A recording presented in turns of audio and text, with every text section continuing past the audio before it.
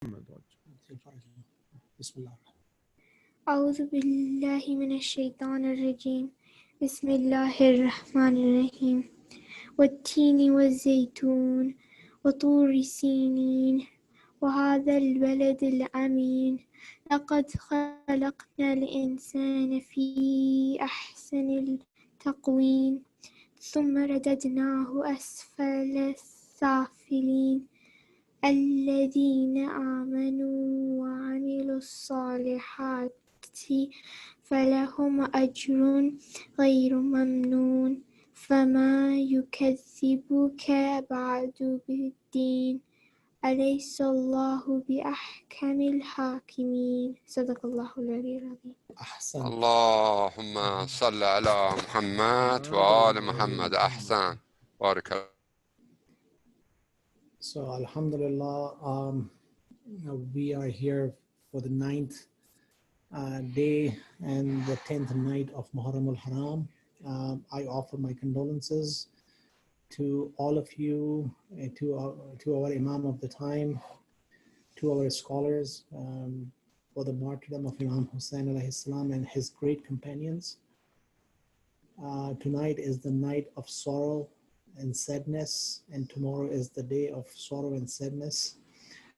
Maulana, if you could spend some time, we can definitely help. Wait for a few more minutes to see if more people join. I would definitely spend some time going over the recommended actions for tonight and tomorrow during the day. And I have also shared a URL in the chat box. It is from duas.org. Maulana, please, can you verify if this is good enough, or do you have something else? I pasted in the chat box.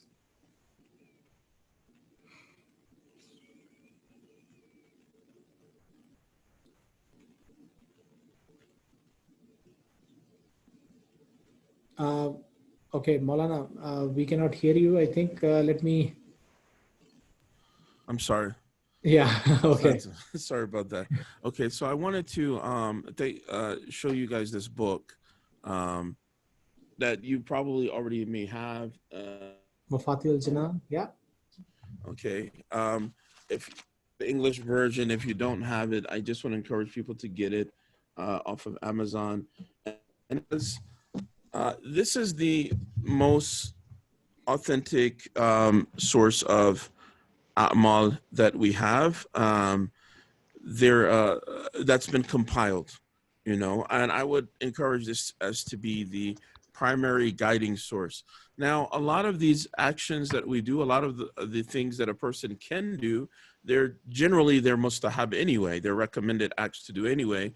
And so in some places, some websites, I'm not sure, exactly for duas.org if it's an exact reflection of a Fati in this case or not, but and it may be citing certain sources, sometimes it's not, and it may be just giving a suggestion based off of what is normally people accepted knowledge or accepted customs, I would say, rather, of things that people might do on a particular night. And I would encourage people to first and foremost make this, because this is the source of information. This is the words and ahadith that have been collected and accepted by scholars as what the ulama have said and recommended. I'm going to go over some of these as per, what's in here. And we'll start with on the eve, which is tonight, correct? The eve of, or the night of the 10th, the night of Ashura. And so there's some actions that have been recommended. And I'd like you also to keep in mind that of the recommended actions, do what is in your capacity to do.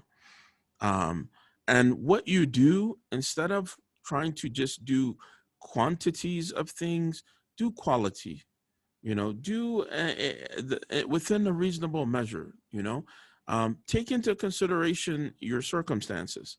You know, is it easy for you to stay up throughout the night? This is one of the recommended things, to spend the night awake, you know, in worship. This is what the companions of Imam Husayn did. This is what he did on the night of Ashura. Before they go into this battle, they're spending the night doing worship also, you know. And so we never really talk about what level of how much they may have felt physically weary from being up the entire night, then fighting battle after battle after battle, you know, praying in this, you know, sandstorm of arrows coming at you, you know, burying people throughout the day. Like, the level of what was necessary was beyond exhausting, you know, for the physical. And so there is a level of why this is possible that we have to really understand that there is a spiritual strength that exists for people in that space, in that time, in that moment, where Allah allows and makes things to be possible. I think about just the example of, for example, the door of Khaybar. Imam Ali ibn Abi Talib, he does what no ton of people can do. And when asked about how we was able to accomplish this incredible, basically supernatural, phenomenal feat, he explains that this was not qudra jasmaniya, this was qudra rabbaniya. This was divine strength that Allah enabled me or allowed me to be able to do. This was not within the realm of the normal human scope of things.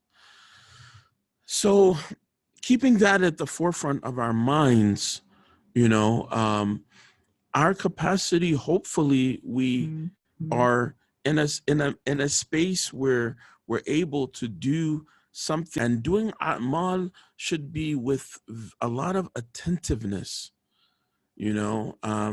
Sometimes I hear people doing a'mal and they're talking about how fast they can do. Find the video that's shorter than the other one, or the fastest recitation and things like that. And there's nothing inherently wrong with listening to something faster or using your time more wisely, if that's what it actually is. But the reality may be that if you're missing what is being said, if you're missing, you know, the understanding and comprehension, then what is the real value of that?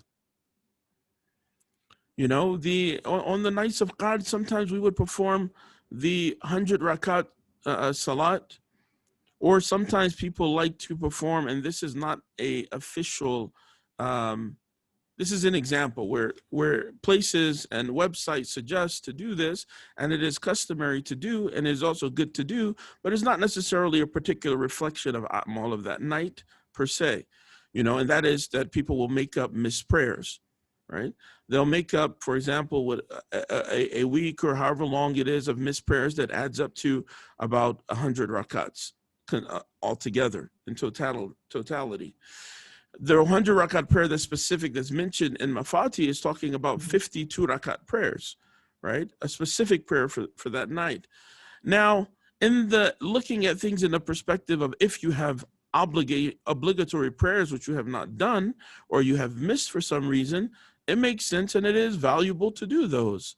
But it's also important to understand what is it saying in a book like Mafati, and then seeing what is in the capacity for you to do, what is your goal of what you're also trying to achieve. Staying up in the night is one of the actions recommended on this night. If you refer to Mafati, there's 100. If you don't have this book, you know, it's in every language. It's in Urdu, it's in Farsi, obviously it's in Arabic. It's translated in pretty much every language. You can get it on different websites. You can get it on Amazon.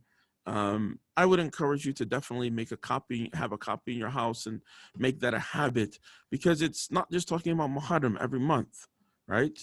You know, when it's Ramadan, it's breaking down each day what to do. It's breaking down, you know, in Shawwal, each day that has anything important, it's mentioned. Anything important in the nights of Ramadan, they're mentioned. And in Muharram, they're mentioned, and so on and so forth. So having this as a reference, accessible in your home, I think that is a must-have. making sure that you have one. That in and of itself is a valuable action, to do on this night. One of the things, there's a 100 rakat prayer that can be recited, and I will refer you to go to Mafati to look at that one if that's possible for you. Some people, when I say take into consideration your circumstance also, do you have to go to a meeting, something that is a necessity that can't be avoided? If that happens, then you do what's within the scope of what's necessary for you. We have, I'll get to, the amal for tomorrow. There's another rakat, 4 rakat prayer.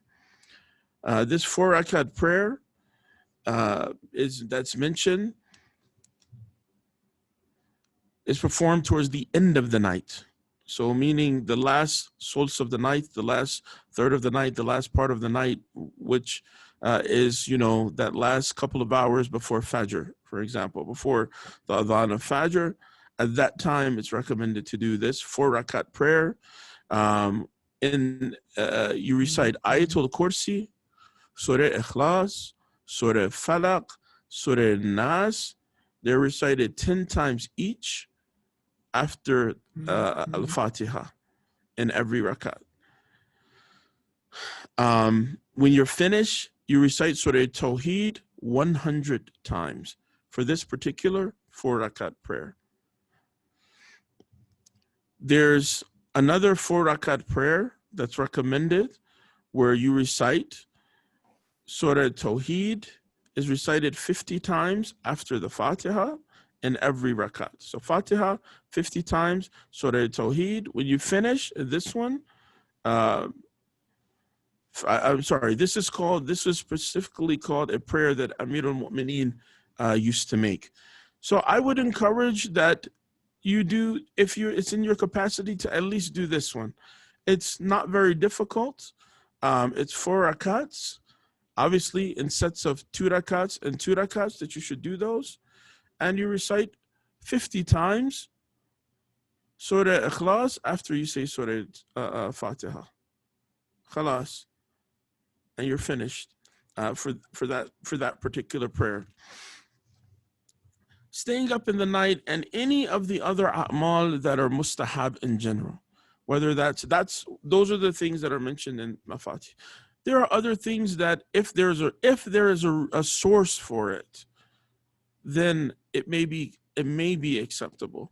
But if it's just a suggestion on a website or from people, they're not necessarily the highlighted actions. But as a general rule of thumb also, let's say that you did this and you are awake and you have time and you're able, praying up those missed prayers, reciting Quran itself. This was one of the actions that Imam Husayn alayhi salam and his companions did. Making this Salatul Layl, the Tahajjud, the night prayer. This I would highly recommend to become a custom. This is one of the best ways to answer your hajat on a regular basis. The Prophet did this as an obligation. It's recommended for the ulama to do this, and some ulama have said that it's obligatory even for ulama. It's one of the most recommended. So in the general realm of things that are mustahab and good to recite, the door is open. You may choose anything that's mustahab, anything that's recommended, that's fine. Ideally, the things that have a citation or a source that says that there is a tradition where this was encouraged, those are the things that could be that I would recommend. Even on the website, if it has a source or citation for it, that's good. Otherwise, there's at least those couple of things that are generally recommended and specifically recommended. So just to recap, there are a couple of different prayers. One of them, which I highlighted and am encouraging, is a prayer of Amir al-Mu'mineen himself that he would make. It says it has many merits. After you do this, you should ask for Allah's blessing and curse the enemies of Allah. It says that whoever keeps vigil in general, whoever keeps up in the night being awake, it's the same as the one who has performed worship of Allah and a worship of all the angels. And the thawab is equal to 70 years of worship. So just the being awake itself has so much thawab. If it's possible, if it's difficult, do what's in your capacity to do with quality. If it's difficult to stay up the entire night for whatever reason, stay up half of the night. Go to sleep and then wake up, and later on. If that's difficult, wake up at least or before Fajr time. Whatever Fajr time is, if it's 5 something or 6 something or whatever it is over there, then wake up a couple hours, an hour, 30 minutes before, and do some a'mal at that time. That is also the best time of the night. So see what's in your capacity and do that. And as always, the missed prayers, making them up, are always very good. The night prayer, Salatul Layl, is always highly encouraged. Recitation of Quran is always highly encouraged. Asking for forgiveness is extremely and highly important and always encouraged. Recalling and listening to the events that happen is also very important and encouraged. Let's get to the tomorrow. Tomorrow itself, there's some things which are important that we need to focus on, and things which we need to make sure that we're not focused too much on. Obviously, it's a day of mourning, and inshallah, in tomorrow's program, we'll be listening to a maqtal. The maqtal means the kind of account of martyrdom that's being that people recite. It's recommended. It's mustahab to listen to and pay attention to. Now, there are different more official versions. Sometimes people recite longer versions. Sometimes people may recite excerpts and selections from Maqtal. And either is fine. The point is to just pay attention to what's happening, the events, what is being mentioned, and to be in a state of mourning. I can't emphasize enough the idea of think that this is your brother, this is your family, this is your father, this is your son. Think that this is someone who is already dear to you. Obviously, Imam Husayn alayhi salam is dear to believers, but think that this is a specific and clear, close relationship that you're cherishing that you've lost, and mourn in that way. Be connected to your imam in that way. And it should be tenfold when we're talking about your imam. Azah, mourning are recommended. Attending the majlis is recommended on the day of Ashura. And as I mentioned, attend in a way that as if you were doing a visitation or attendance of someone who is dear to you and near to you.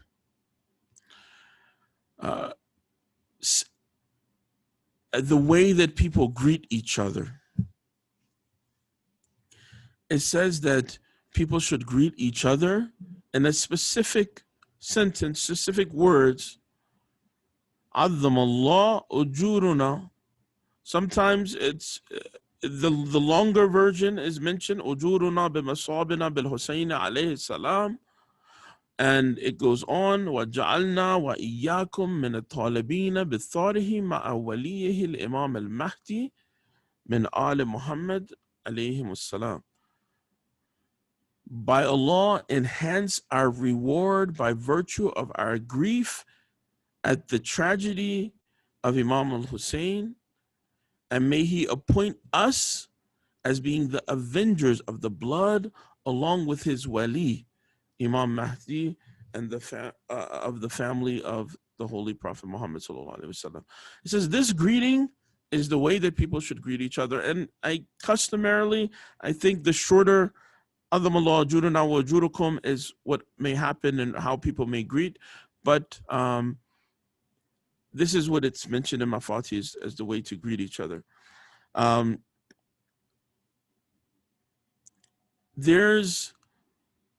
I saw a flyer that said something about Muharram, And I was really excited because it had 4 speakers on there. I wasn't familiar with, but all of them were African. And so I thought, wow, this is really interesting. I don't know if I've seen a flyer with, 4 African imams or sheikhs that are doing majlis about Muharram. But I had to look again and look closer. And what it said was, Muharram, why Shiaism is not Islam. And I remember, oh, okay, now I understand what this is actually talking about. Whose payroll they're on became very evident.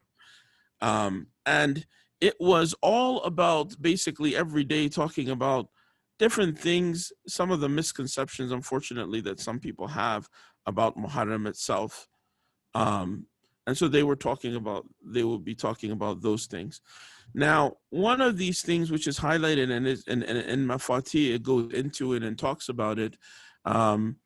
It's mentioned in, some of the ziyarats, Farahat bihi Bani Umayyah, that they became happy on this day. So there was a kind of push by the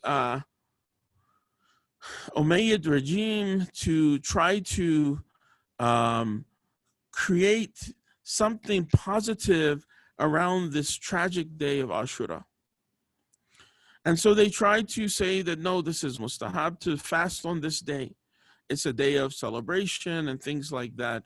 And in short, they basically tried to emphasize that it was a day of celebration for the Muslims, and how they celebrated, and some people fasted. A lot of the days that we have, like the Mi'raj of the Prophet, the other very special days, are recommended. The day of Ghadir is recommended to fast on these days. It's some of the best worship, that you can do is fasting on certain particular days. The day of the spreading of the earth, Dahwal Arz, for example, and some other days. Now, Day of Arafah. Now, they were trying to emphasize that, hey, this is okay to do.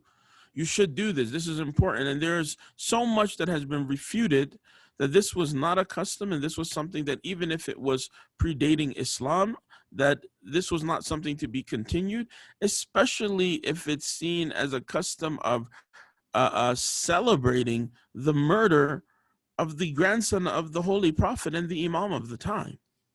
But obviously, the wicked ways of Yazid were to try to defame the Imam. And I talked about this before, and I just have to keep emphasizing this point, because I think we have to really comprehend it, that Yazid's, one of his most important strategies, Muawiyah's same strategy, was defamation, trying to make Islam and Muslims seem evil and bad. That was something which became that propaganda had its impact on a lot of people. There were a lot of people that were impacted by the propaganda of Yazid. That's no different than what we're living in today. This anti-Islamic rhetoric and propaganda in this country. There's a 4 rakat prayer and a supplication that's mentioned to do on this day. In some books, that's also mentioned in Mafati, refraining from food and drink.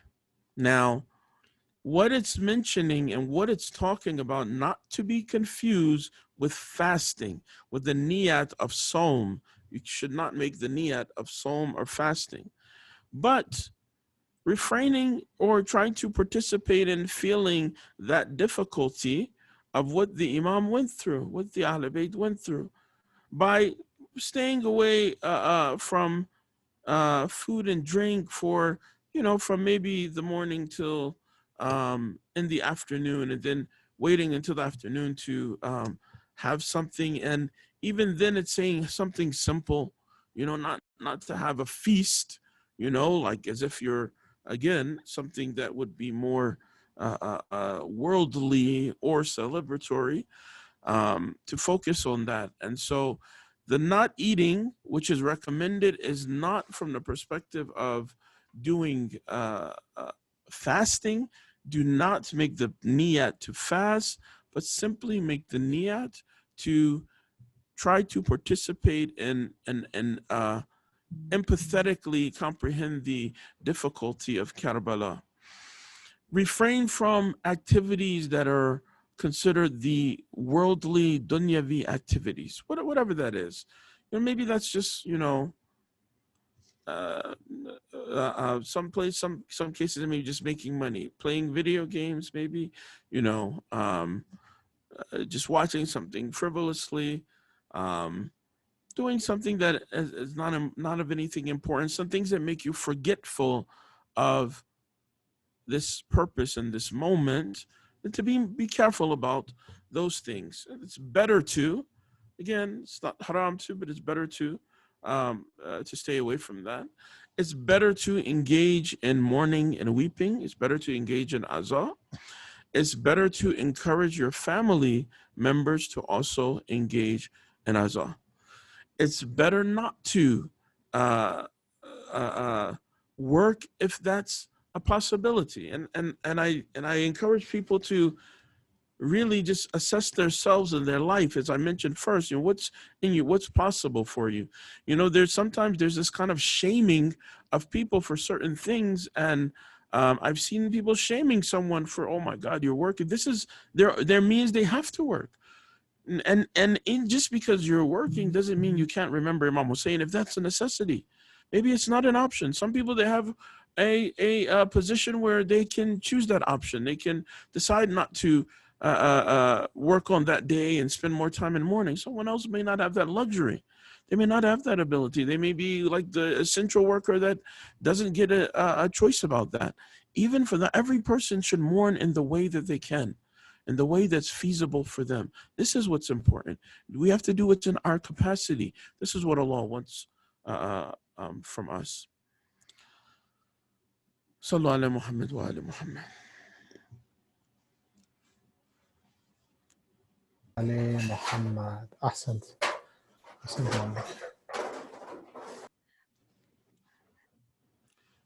Okay. I think if there's no questions, we'll transition. I have one question. Oh, yes, please. In many places, especially in Iraq, I have seen the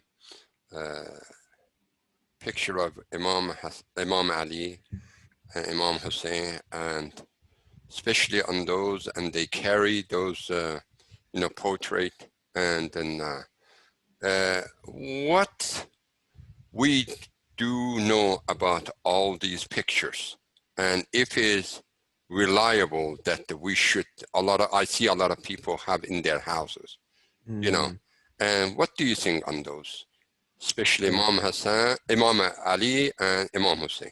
Jazakallah. Santo, this is a great, thank you for asking this question, Brother Hassan. That's a excellent question. So anything which may be, as a general rule first, anything which may be disrespectful to the Ahl al-Bayt is definitely something that we have to generally refrain from. Why we have these general guidelines is because it's possible that different things may be considered disrespectful in different places. So we want to keep that, into consideration. Much of what we see in the depictions, I will say the popular depictions, the popular ones that you can see in a lot of bazaars, overseas or different places, and a lot of masjids, are extremely inaccurate. Like even based off of some of the little bit of traditions that we may have, or whatever traditions that we may have, they're not usually a reflection of that. I recall one professor talking about how the image is one of the images is a classic image drawn by the artist, and the artist is just reflecting how he would like to see the Imam. in his worldview, you know, and this is very problematic. And part of the reason is because we have to be objective in terms of understanding our religion. And objective does not mean artistic interpretations of the A'imma, you know, and that could be anything. A lot of places that uh, mines or actually people were colonized, and the concepts of a European identity, it's like the same thing that what we see in the image of Hazrat Isa salamullah alayha in America, or in actually most of the world, you know, an image that's oftentimes a very Eurocentric image. And even if you go to the sources, the Bible itself, it says something different, which is not the image that is seen, that is drawn, that is on, you know, these stained glass windows and portraits and so on and so forth. And so the depiction actually becomes some problematic in a lot of ways. And in America, the depiction of Isa as being this just very white man, which identified with the Eurocentric ideas or identity, was something that was used to subjugate and enforce a enslavement of African people, maintain that. People, they would get someone, one person, for example, from amongst the enslaved Africans, and they would, you know, make him the so-called preacher, and he would preach to people because he got some perks. He would preach to those same people that Jesus, you know, doesn't like the way you look. Jesus wants you to worship and serve this, you know, the white man. Like, he would literally say these things, and religion was used as a source to subjugate. Now, it may not be the same as what exactly as what we're talking about, but the ideology and the concept of a lot of these colonized spaces in the Muslim world, colonized identities, places where Muslims go through all kinds of hardships and burdens and strange means to look more European, you know, or to be figured or to see that as beautiful. That perception and that concept itself gets embedded in the artistic interpretation. So the artistic interpretation says that he should have this kind of eyes and this kind of nose and this kind of facial features, which may be more of a reflection of what I have grown to identify as quote unquote being beautiful. And they may not have anything to do. Oftentimes they have absolutely nothing to do with, I saw these are hadith and we're trying to draw to the strengths of these hadith. So generally speaking, these are just things that we should avoid. Not, we should not put in our masajid. We should really not refrain from putting in our homes, our centers, and so on and so forth. If there's an image that you'd like to put, it should be the way many artists have learned to draw that kind of light and nur in the face and hands of, you know, these holy figures. It's a much safer approach, and, you know, it's a much better, you know, approach. It's not problematic. Scholars, some have definitely said that this is a problematic approach. So in general, I would recommend that it being avoided.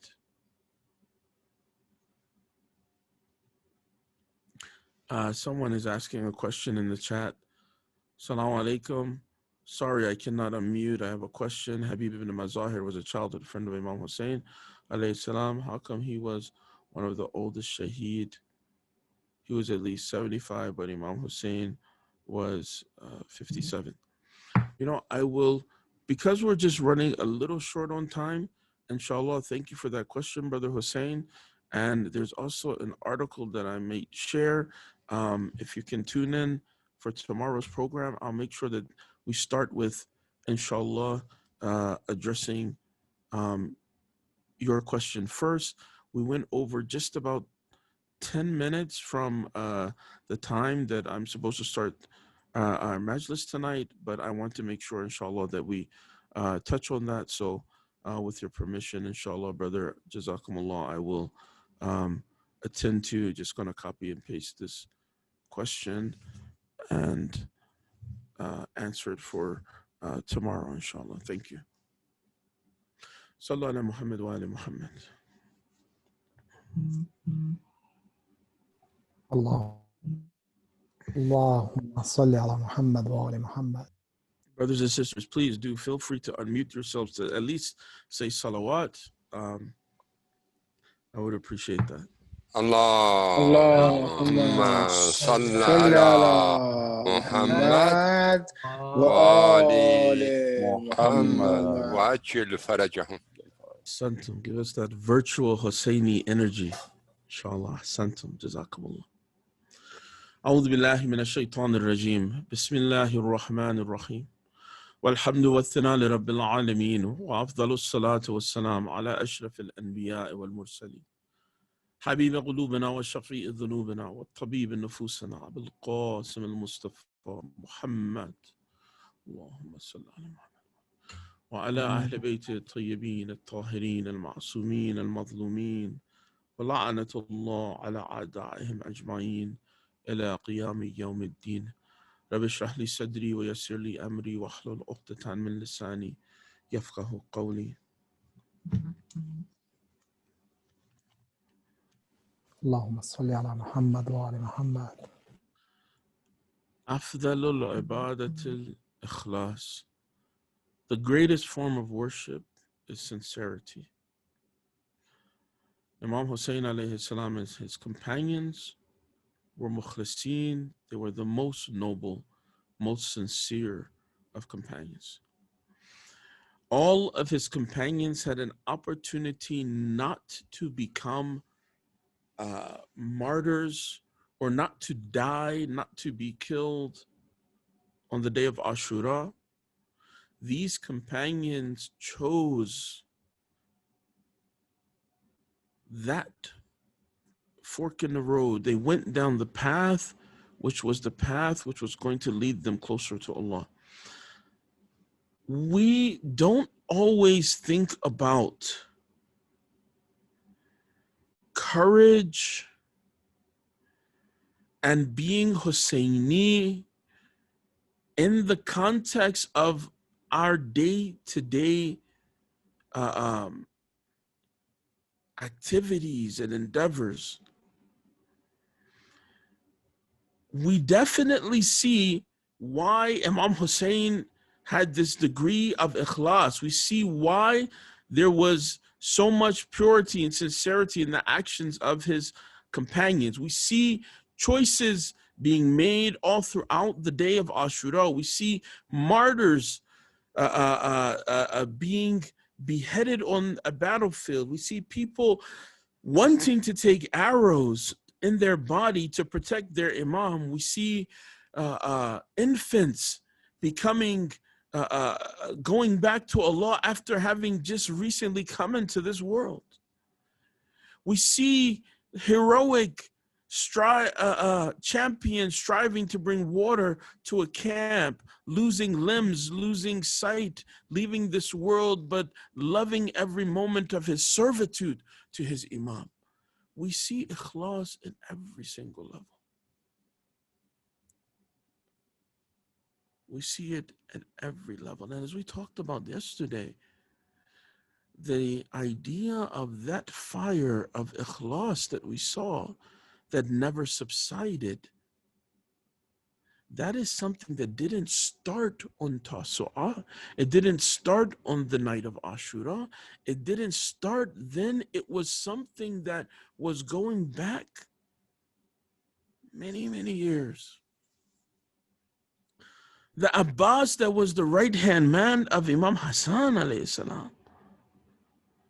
These companions, that the Jawn that was companion of Imam Ali and Imam Hassan, these were people that their ikhlas was a continuous flame. It didn't start on the night of Ashura. It didn't start on the morn of Ashura. It didn't start during the battle of Karbala.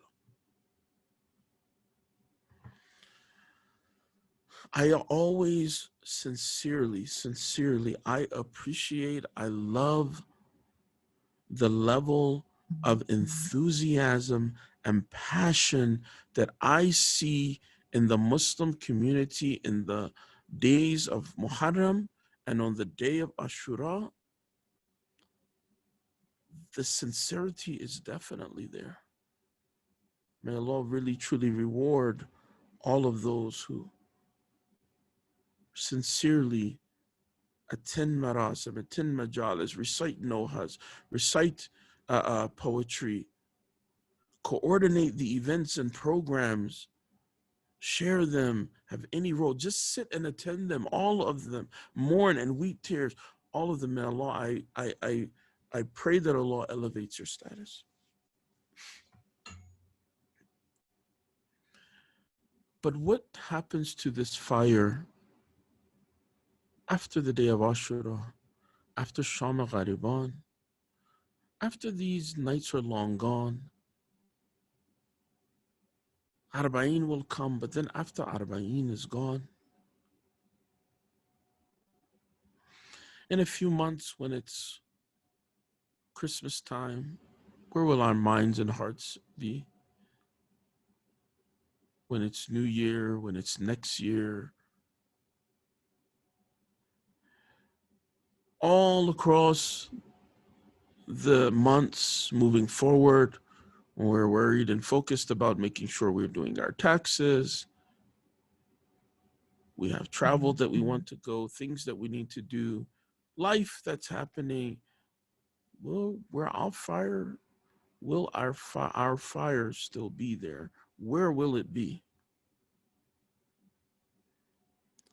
This is a question that I encourage us to ask ourselves sincerely, to sincerely ask ourselves when it's between us and Allah, with no one else to see, between us and Allah, where is our sincerity in 3 months from now?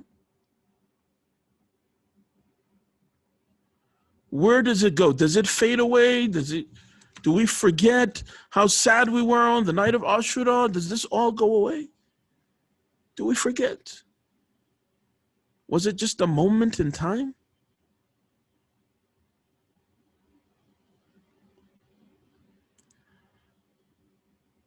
Certain true moments in time translate into major reforms. Think about the goal of Imam Husayn when he's going to reform the ummah, going to essentially not just reform on a small level. Sometimes reform means I need to fix a little something.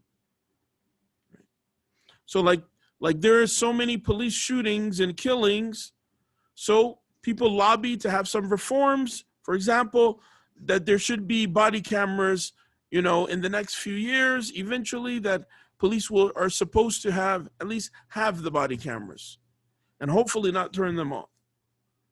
It's a reform. It doesn't fix the problem of a systematic injustice, but it's a Band-Aid. It's a reform. But a major reform, a foundational reform, is one where you're changing the problems altogether. You're fixing the system. Imam Husayn was a revolutionary. He wasn't just a reformer. If reformer means he wanted to just do a small change, he could have done that without any of what happened in Karbala. He could have had a diplomatic meeting with Yazid and tried to bargain something or negotiate some policies. Because he had enough support of the people, that was sufficient for him to take the stance that he did. It was a stance of major reform, foundational reform, revolution, in other words. It is not acceptable to be Husseini or call yourself Husseini if you're not willing or ready to be a revolutionary. Throw that language out the door if you're not ready to be a revolutionary. What is a revolutionary? Revolutionary is someone who changes himself to be the best version of himself, to serve for the greater cause of Islam, peace, humanity, and achieving nearness to God's divine perfection. He strives hard on this path to achieve this goal. I want to ask everyone to do something. And you don't need to share this publicly. And in some capacity, I have mentioned this in some other space, but I think that this is Muharram, this is the night of Ashura. You are sitting in the camp of Abu Abdullah. You are a companion of your Imam. I'd like you to take a moment in your day, tonight, tomorrow, and on this night, eve of Ashura, or the day of Ashura, I want you to sit down and write what you're going to change about yourself, how you're going to be a revolutionary. Imam Mahdi Ajjalallah Ta'ala Farajuhum al-Sharif is not just sitting around twiddling his thumbs. And we are not the ones that are waiting for him. He is waiting for us.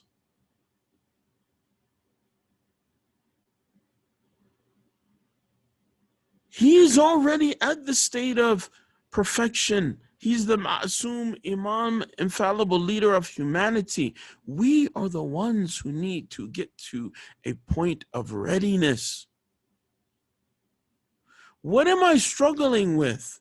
Why haven't I overcome it? How much time do I have to continue to live to overcome it? I love the poetry of Imam Husayn alayhi salam.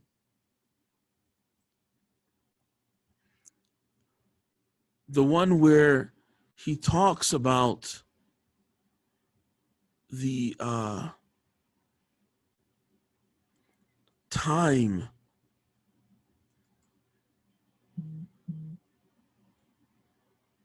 Time, shame on you as a friend. Ya dahr, uflaka min khalil. Kam laka bil ishraq wal asil. At the day's dawning and at the sun's end.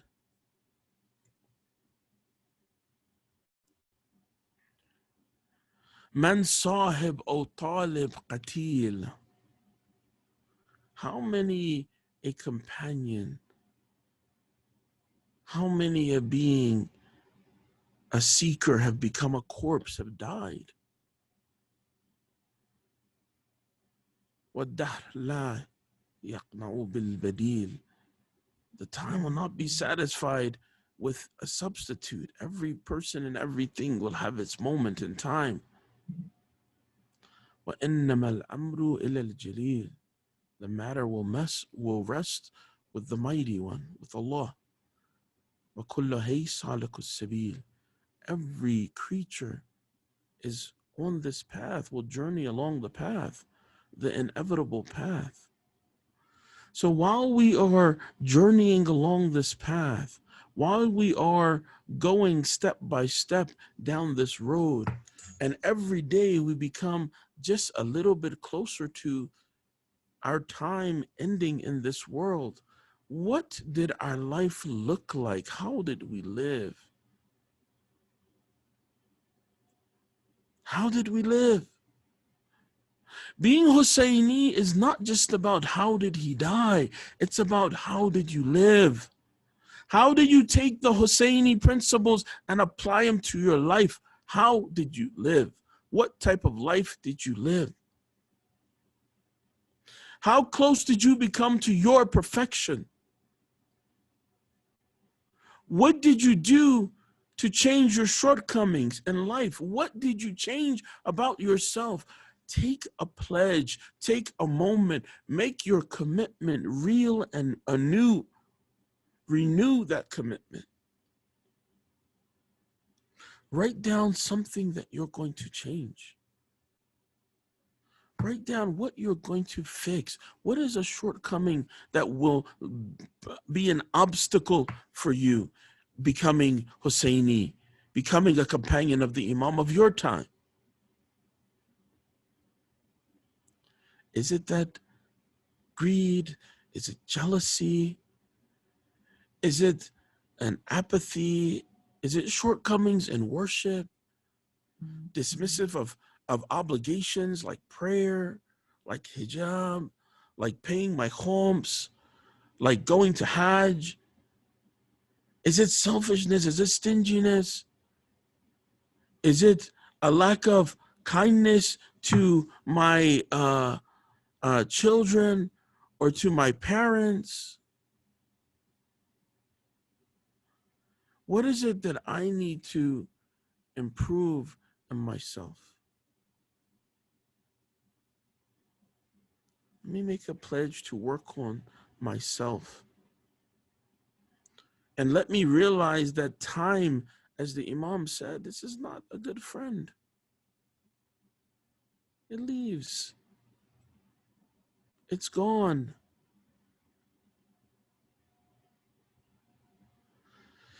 And we just have to answer, what did we achieve when it was here? We have to be objective.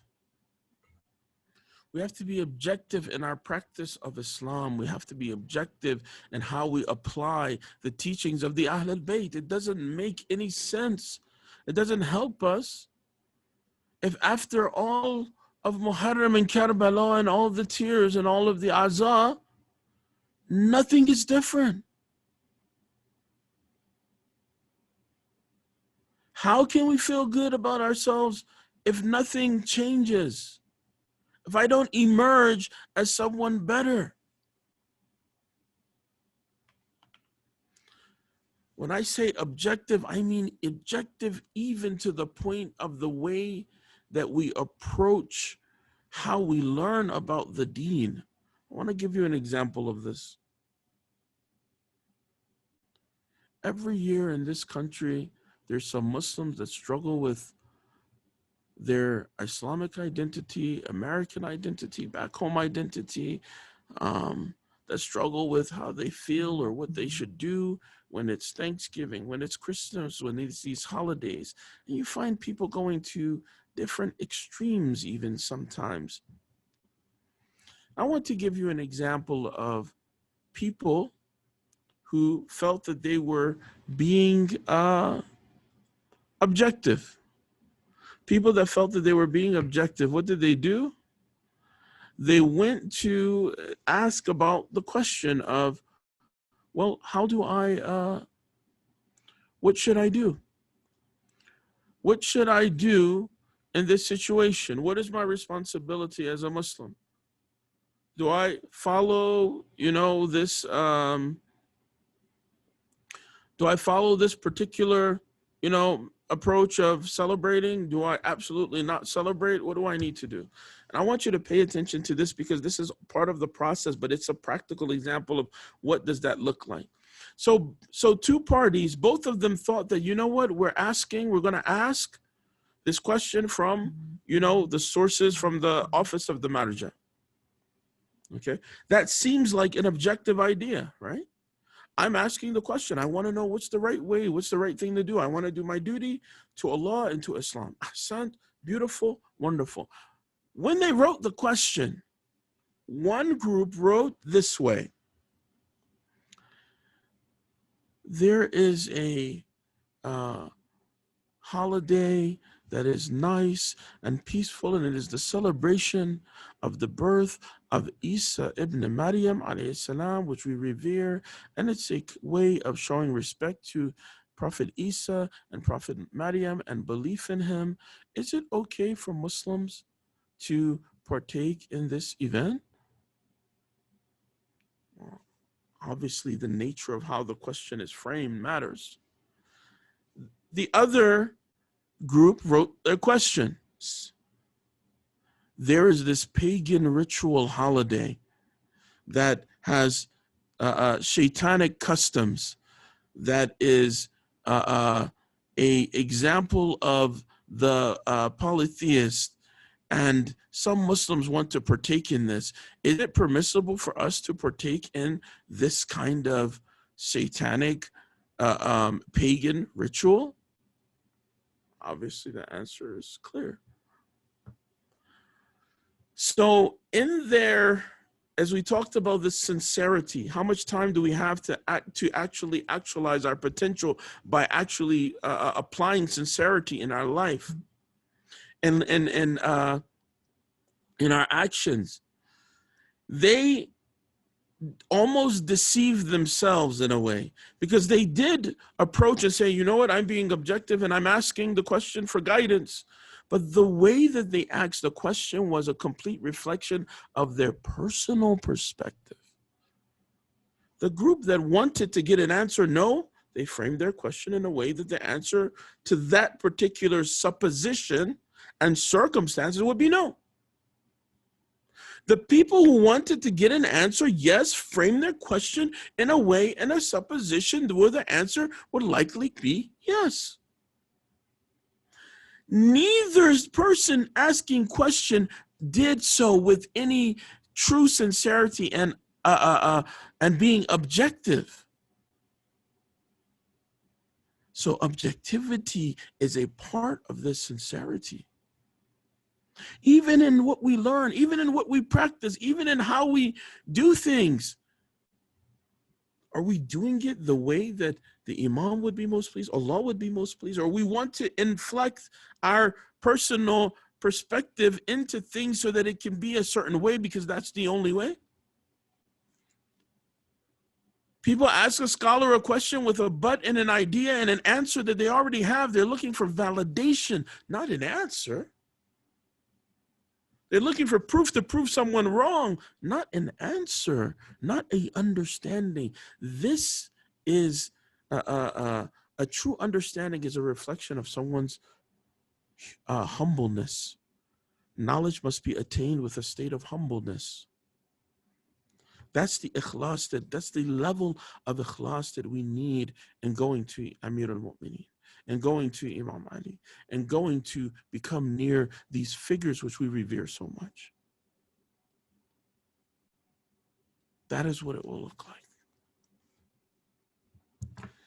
You know, as watching a ta'ziyah, a reenactment of the events of Karbala. In this reenactment, you know, it kind of brought a little bit of chills to see, you know, and it was also beautiful. This is a reenactment, meaning that this is not the event of Karbala. This is people putting their minds and hearts into a display, a portrayal to get people to connect on another level, like a theatrical display of the events to try to visualize it greater. And so it comes to the part where Imam Husayn is saying, Hal min nasirin yansurani, the person who's supposed to be Imam Husayn is calling out, who's going to help? And people with their hearts bursting with love of Abu Abdullah start running from the audience onto the field, or onto the place where the reenactment is taking place. They start running to, I want to help Imam Hussein. I would be there for you. I want to help. Now, unfortunately, that's not how the story really went. People were not ready. people were not ready to answer that call. When I'm talking about what you can do, make a pledge to yourself, make a pledge to your imam, make a pledge to Allah, just between you and yourself, one thing that you will commit to doing that's going to make you a better person. You a better you. Who benefits from that? You. Who benefits from that? The ummah. Who benefits from that? The imam that's waiting for you to do that. I need a handful of people. Are you ready? And most of us can't say that we're actually ready.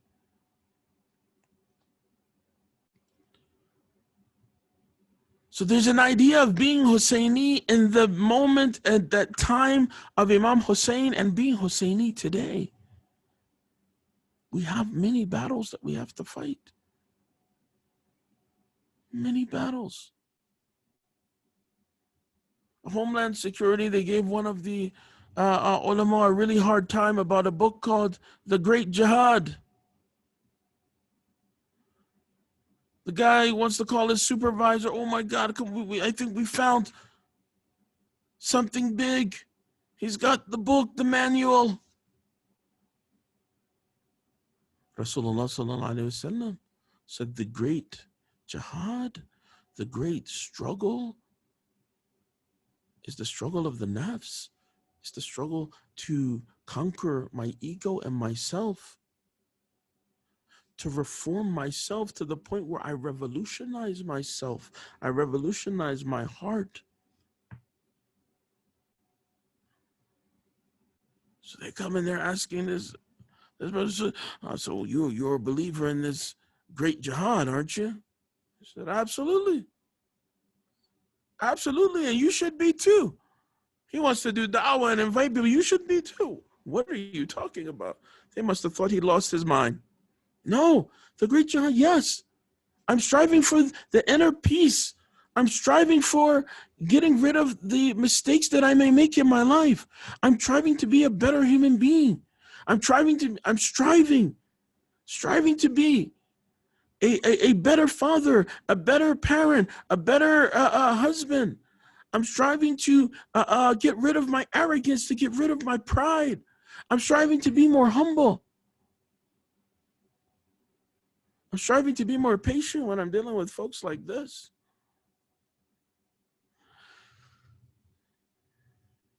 We have to embrace our opportunity now.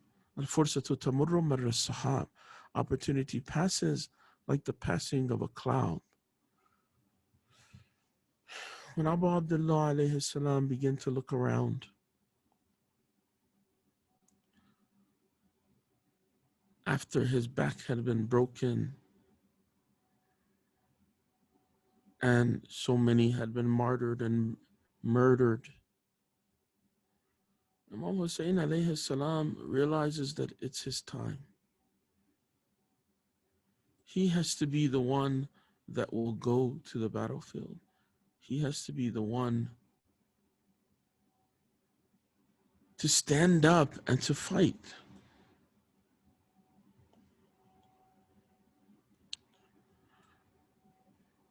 There's no one left. There are no supporters. There's no more Habibs. There are no more Saids. There are no more Zuhairs. There are no more Jones.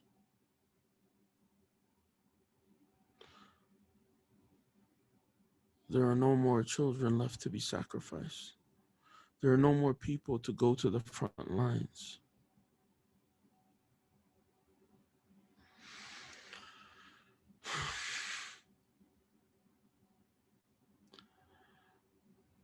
There is no one left. And so Imam al-Husayn alayhi salam, with his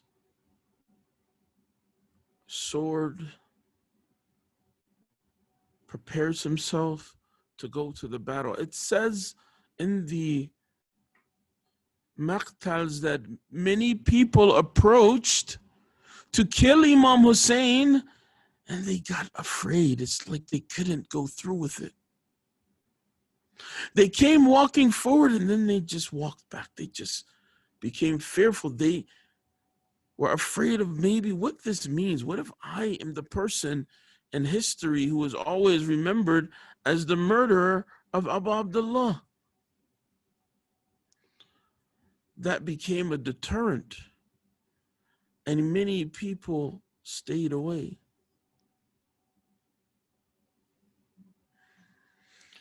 And so eventually, Omar ibn Sa'd, he's hell-bent on killing Imam Husayn alayhi salam, and he calls out, "What's wrong with you people?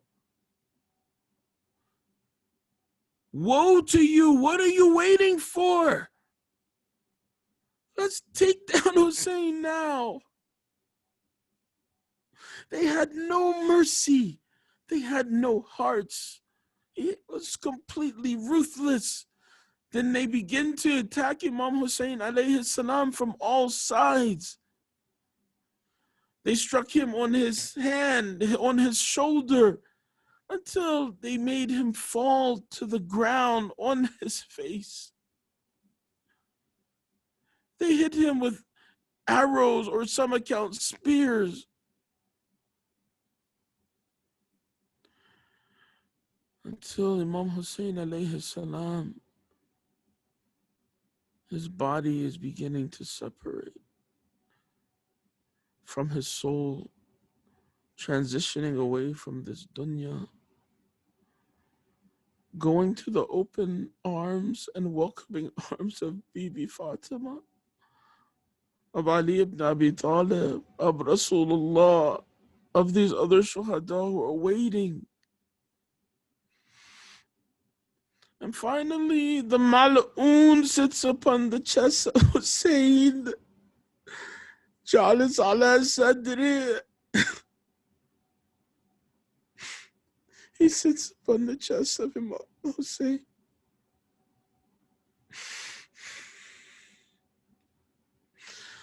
And he uses his Mal'oon sword to cut and behead the head from the body of Imam Hussein alayhi salam. You can imagine that the angels cried and wept, that the birds in the sky cried and wept, that the earth cried and wept on that day.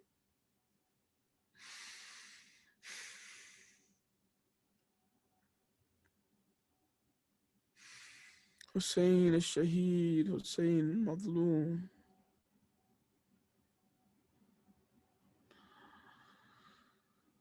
Inna lillahi wa inna ilayhi raji'un.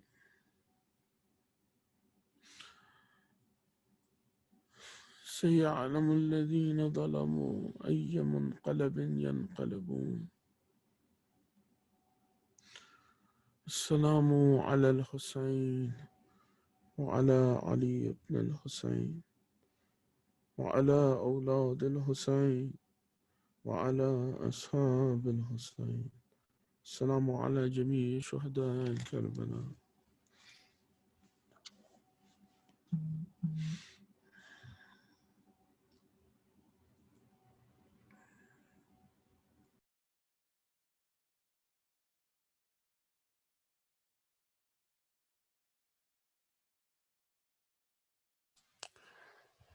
أحسن حاجة جزاك الله الخير التماس الدعاء. For all the brothers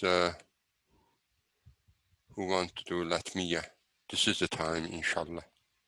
And please, whoever wants to do Latmiya, please unmute your microphone. And this is the night we remember all our Shuhada, Islam, Imam Husayn.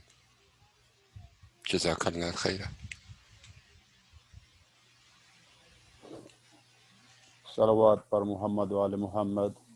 Allahumma salli ala Muhammad wa ali Muhammad. So I'm gonna recite now, inshallah, if you guys allow me to. Inshallah. Okay, inshallah. Inshallah. Jazakallah. Okay. Abbas, Abbas, Abbas alam bardar, Abbas. عباس عباس علم بردار شبیر کے لشکر کا عباس علم بردار شبیر کے لشکر کا عباس علم بردار ہم مثل ہے حیدر کا ہم مثل ہے حیدر کا عباس علم بردار عباس عباس عباس علم بردار بھائی بھی فدائی بھی بابا کی نشانی بھی بھائی بھی فدائی بھی بابا کی نشانی بھی سرمایہ ہے سرور کا سرمایہ ہے سرور کا عباس علم بردار عباس عباس عباس علم بردار دے تو دی رضا رن کی پر تھمتے نہیں آنسو دے تو دی رضا رن کی پر تھمتے نہیں آنسو صدمہ ہے برادر کا صدمہ ہے برادر کا عباس علم بردار عباس عباس عباس علم بردار عباس عباس عباس علم بردار پہلے ہی کمر خم ہے کیوں کر کے اٹھے لاشا پہلے ہی کمر خم ہے کیوں کر کے اٹھے لاشا ہم شکل پیمبر کا ہم شکل پیمبر کا عباس علم بردار عباس عباس عباس علم بردار عباس عباس عباس علم بردار ایک بوند نہیں پانی اور پیاس سے جھولے میں ایک بوند نہیں پانی اور پیاس سے جھولے میں کیا حال ہے اصغر کا کیا حال ہے اصغر کا عباس علم بردار عباس عباس عباس علم بردار عباس عباس عباس علم بردار سر بھائی کا کٹتا ہے گھر بھائی کا لٹتا ہے سر بھائی کا کٹتا ہے گھر بھائی کا لٹتا ہے یہ بین ہے خواہر کا یہ بین ہے خواہر کا عباس علم بردار عباس عباس عباس علم بردار عباس عباس عباس علم بردار جب کھویا چچا جاں کو کیا حال ہوا ہوگا جب کھویا چچا جاں کو کیا حال ہوا ہوگا شبیر کی دختر کا شبیر کی دختر کا عباس علم بردار عباس عباس عباس علم بردار عباس عباس عباس علم بردار اٹھو کہ خبر تو لو کرتی ہے گلا زینب اٹھو کہ خبر تو لو کرتی ہے گلا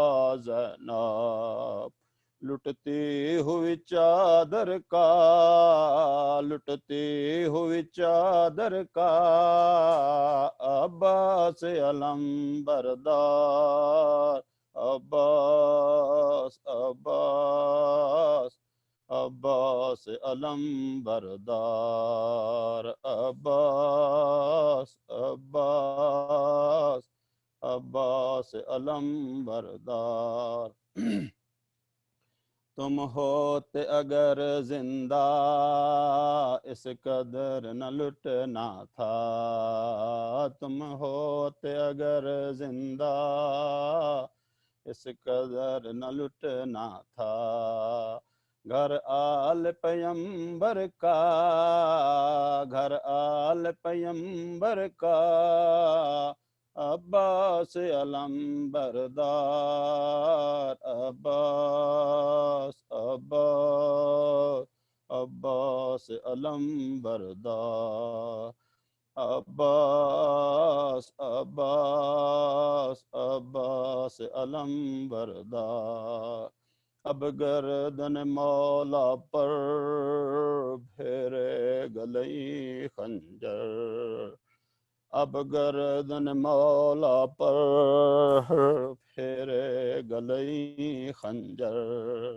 منظر ہے یہ محشر کا منظر ہے یہ محشر کا عباس علم بردار عباس عباس عباس علم بردار مشکی سے تیری سکا شاکر کو پلا قطرہ مشکی سے تیری سکا شاکر کو پلا قطرہ پیاسا ہے وہ کوثر کا پیاسا ہے وہ کوثر کا عباس علم بردار عباس عباس عباس علم بردار عباس عباس عباس علم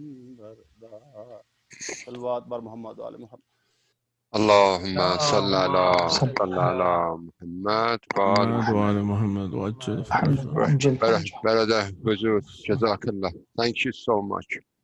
I have my dear brother Muhammad Fishifu from Iran, and Alhamdulillah, may Allah give him ajr. He is online and he's gonna do Noha for us. Brother Muhammad, Salam Alaikum. Salam alaikum. Salam alaikum. And salam alaikum to all my brothers and sisters. It was my pleasure having me here. And inshallah, I will recite some Noha, some let me inshallah. Please, iltimas dua.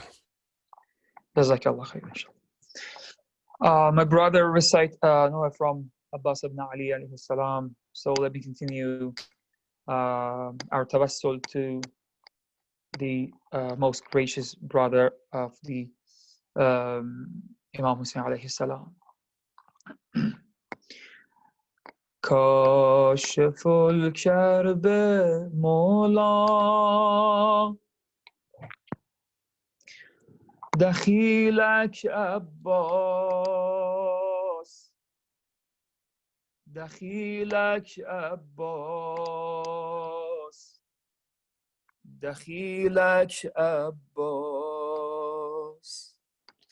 باب حاجات دلها دخیلک عباس دخیلک عباس دخیلک عباس کاشف الکرب مولا دخیلک عباس دخیلک عباس دخیلک عباس باب حاجات دلها دخیلک عباس دخیلک عباس دخیلک عباس ای امید ام البنین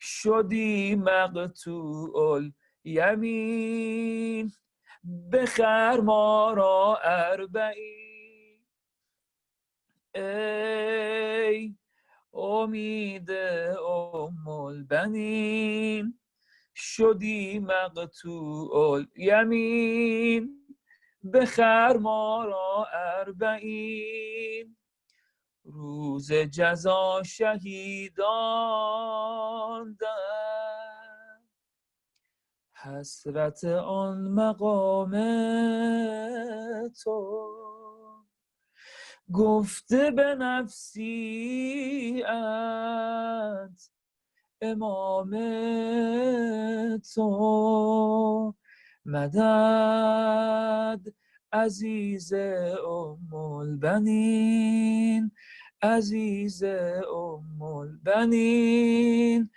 عزیز ام البنین مدد عزیز ام البنین عزیز ام البنین عزیز ام البنین آبرویم خورده تیر کجا برگردم کجا برگردم کجا برگردم دست خالی از میدان چرا برگردم چرا برگردم چرا برگردم آه خدایا بی طاقتم پر از شرم و خجلتم شده زخمی غیرتم آه خدایا بی طاقتم پر از شرم و خجلتم شده زخمی غیرتم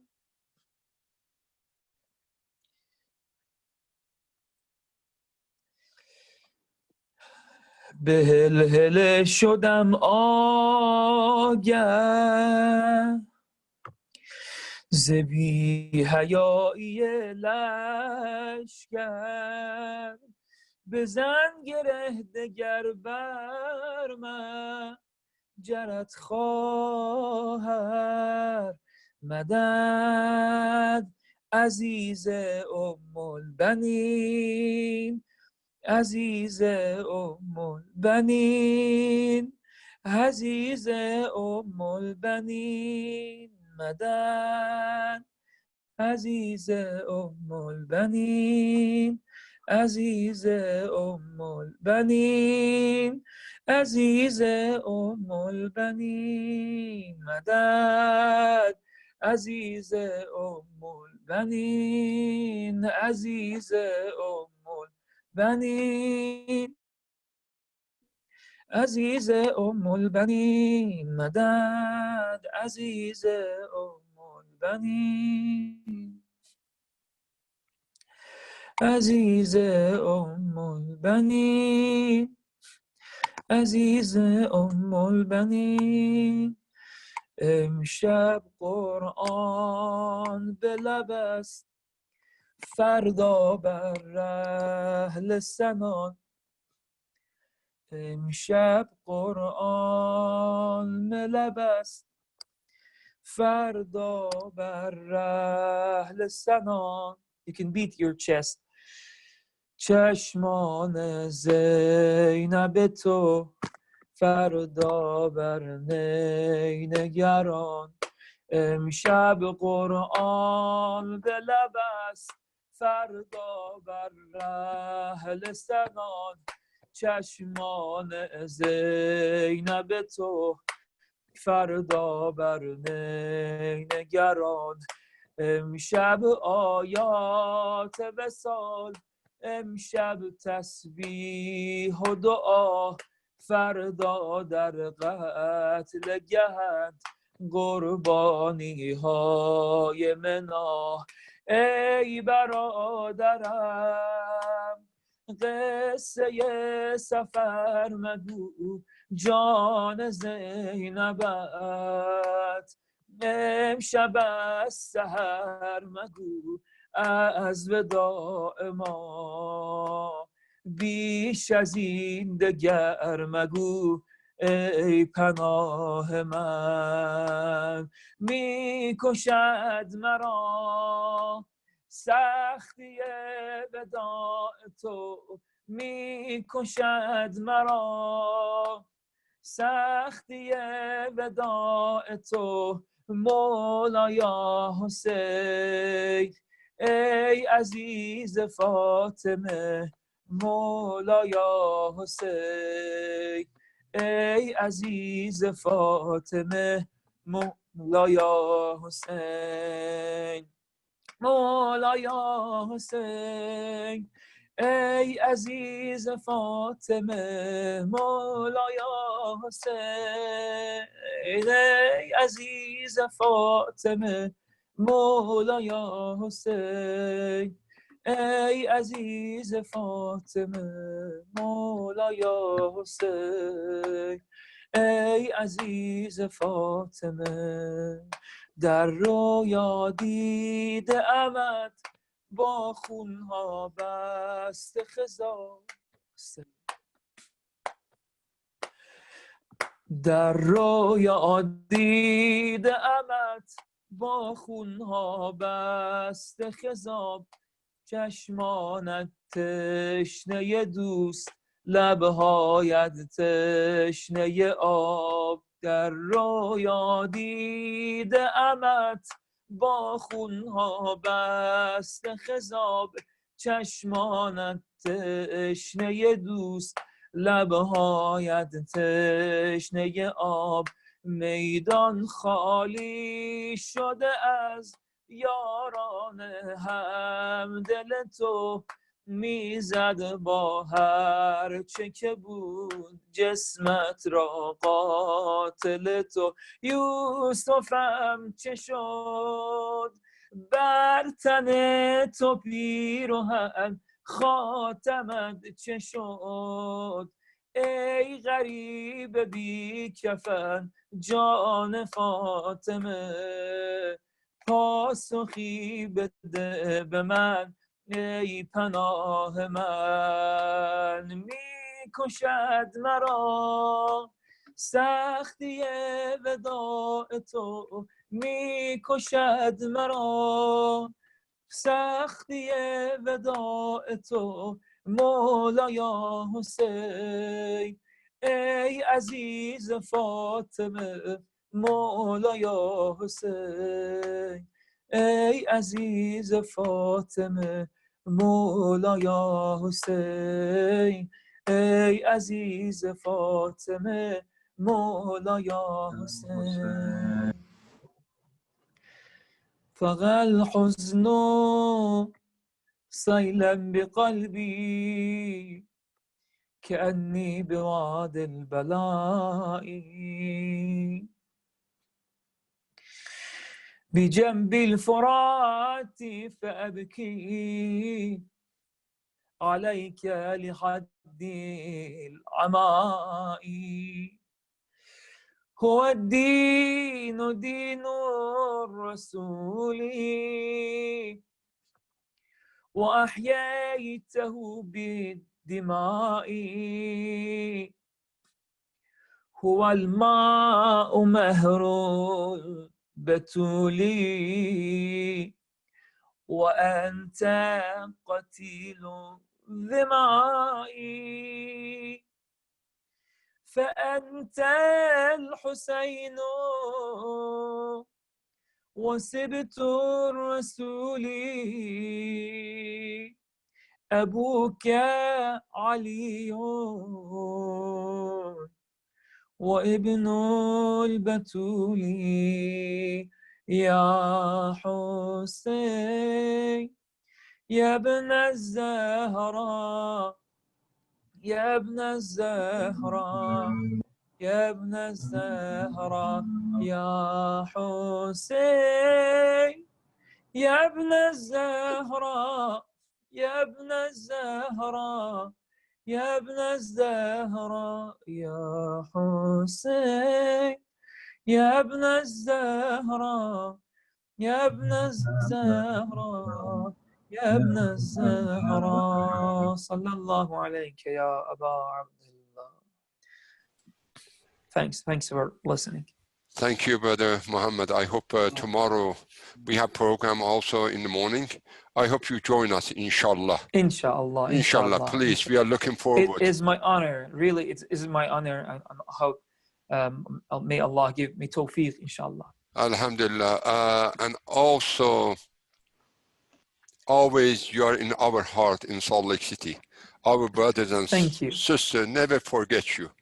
What you did, and you left a great memory in our masjid. May Allah give you tawfiq in this dunya and hereafter, inshallah. Inshallah, inshallah. Thank you very much. Brother. Thank you. Great honor. It's a kindness. Thank you. That's kind of you. Whoever wants come forward and do latmiyah, please come forward. This is the night. This is the night.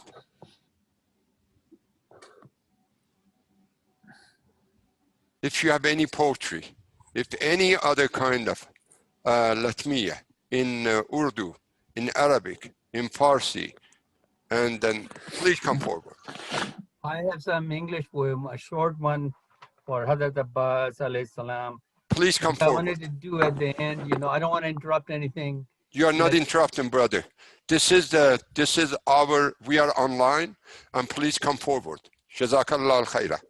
I was just giving the Lutmiya Noha people precedence and then, Alhamdulillah. Please come forward. Come, please. So this is the poem Abbas ibn Abi Talib, peace be upon him, short poem in English by myself. My name is Ghulam Hur Hassanain. Abbas is to Sayyid Shuhada what Murtada is to Mustafa. Ali, Prophet Muhammad shield in Uhud. Abul Fazl of Husayn in Karbala. For them, individual combat rival is not to be found, as even the confronting mob won't stand their ground. God-ordained protectors, invincible, declined to fight for their personal gain as indefensible. Ali sacrificed his life, but safeguarded his immaculate principles and character. Abbas, instead of combat, struggled to quench the thirst of Husayn's infants and became a martyr. Shorn of both of his arms, an arrow in his eye, holding the water bag just with his teeth, Ali, struck by an assassin, prostrating to Allah in humility instead of standing on his feet. Ali and Abbas, father and son, are immaculate models for emulation till eternity.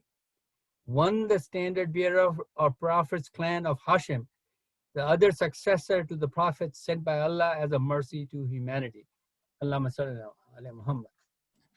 Allahumma salli ala Muhammad. Ahsan, brother, Ahsan. Anybody else want to?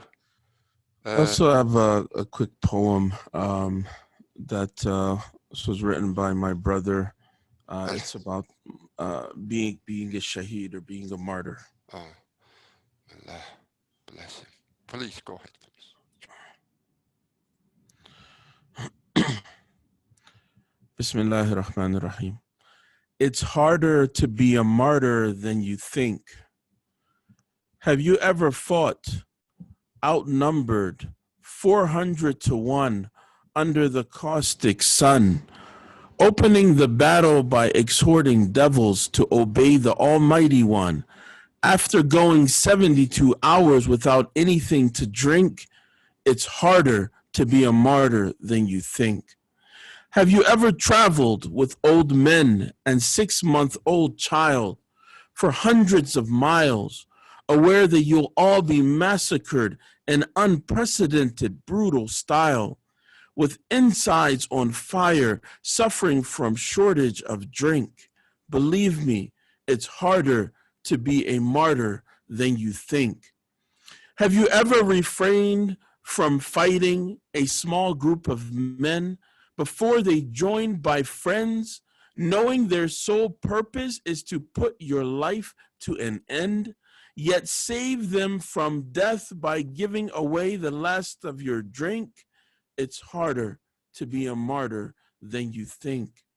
Have you ever been tired of swallowing dry air and hot dust, feet swollen, about to bust, of calling and not being answered?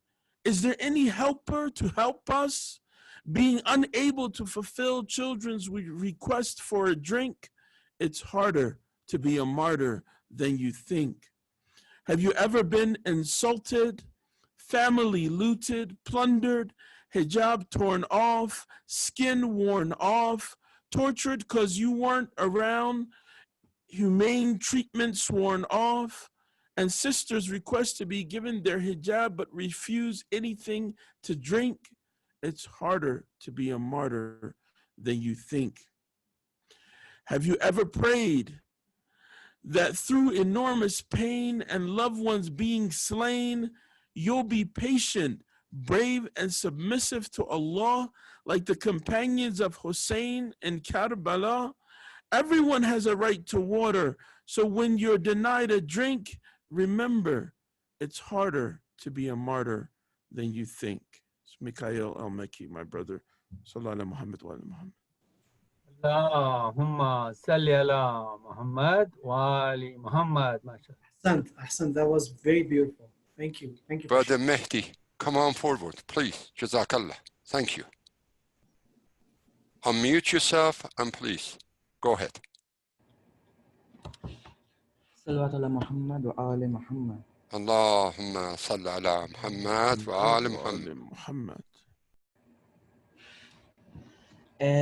रात न ढलना के उजड़ जाएगी ज़ैनब, भाई से दमे सुबह बिछड़ जाएगी ज़ैनब, ए रात न ढलना के उजड़ जाएगी ज़ैनब, सोने दे सकीना को के फिर सो ना सकेगी, रोना भी जो चाहेगी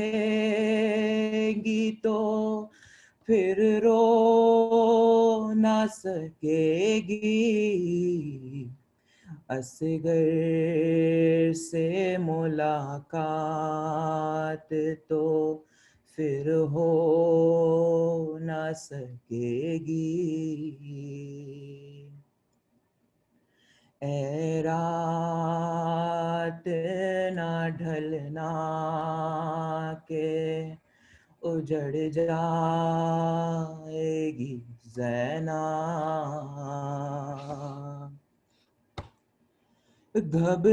घबराए हुए लाल है सहमी हुई माए,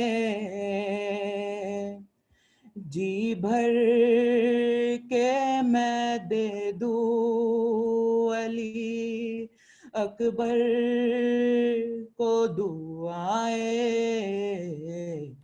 लेना है अभी आनो محمد کی بلائے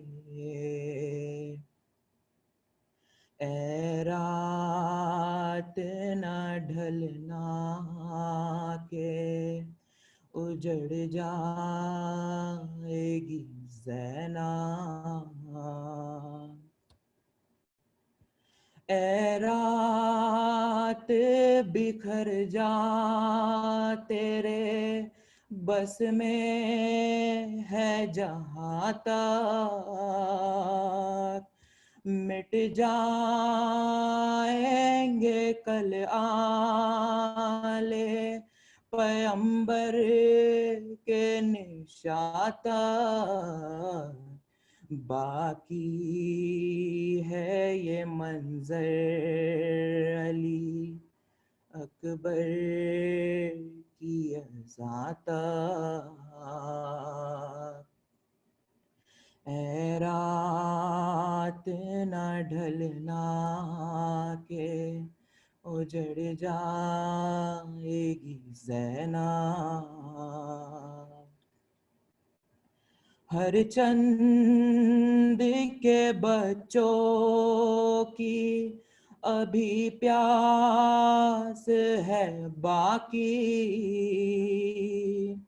کچھ آنکھوں میں حسرت ہے تو کچھ آس ہے باقی لیکن میرا بھائی میرا عباس ہے باقی اے رات نہ ڈھلنا کہ اجڑ جائے گی زینب کل کون سنے گا یہ میری آہ و بکا بھی ہوگا تہ خنجر میرے بھائی کا گلا بھی خیماتوں کو جوسر پہ نہ ہوگی یہ ردا بھی اے رات نہ ڈھلنا کہ اجڑ جائے گی زینب اے رات گھڑی بھر کو تو رہنے دے سکون سے گر جائیں گے ناصر میرے اعداء کی صفوں میں یہ چاند سے چہرے تو نہا جائیں گے خون میں اے رات نہ ڈھلنا کہ اجڑ جائے گی زینب بھائی سے دم صبح بچھڑ جائے گی زینب صلوات علی محمد و آل محمد صلی علی محمد وآل محمد. أحسن. Allahumma salli ala Muhammad wa al Muhammad. We have one more for Brother Ihsan. Brother Ihsan, please go ahead. Jazakallah.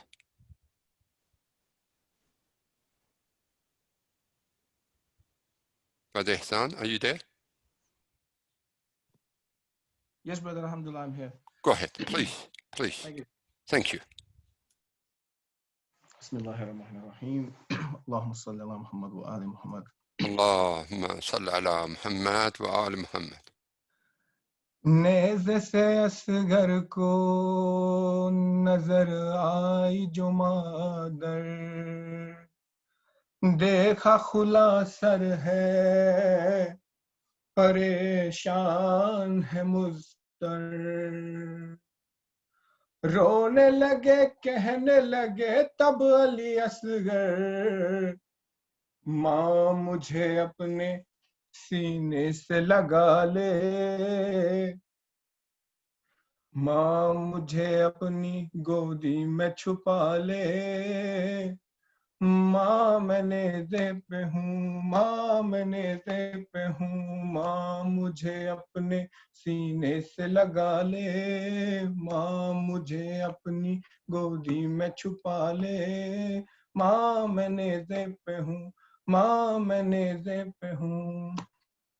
اماں بہت دن ہوئے جھولے میں نہ سویا ماں تیری عزت کی قسم پھر بھی نہ رویا اب تجھے دیکھا تو میرے لب ہوئے گویا آج بندے ہاتھوں کو جھولا سا بنا لے سینے سے لگا لے ماں میں نیزے پہ ہوں ماں میں نیزے پہ ہوں.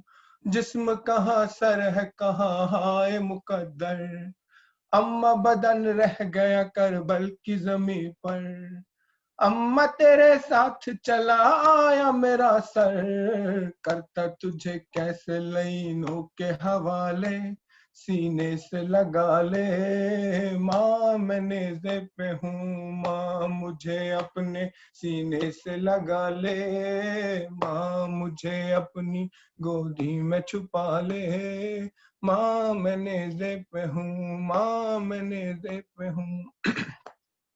گرم ہوا گرم زمین جلتا ہوا تیر اماں ذرا سوچ میرے قد سے بڑا تیر کیسے کہوں حلق پہ جس وقت لگا تیر ہو گئے بے ہوش مجھے دیکھنے والے سینے سے لگا لے ماں میں نیزے پہ ہوں ماں میں نیزے پہ ہوں ماں مجھے اپنے سینے سے لگا لے ماں مجھے اپنی گودی میں چھپا لے ماں میں نیزے پہ ہوں.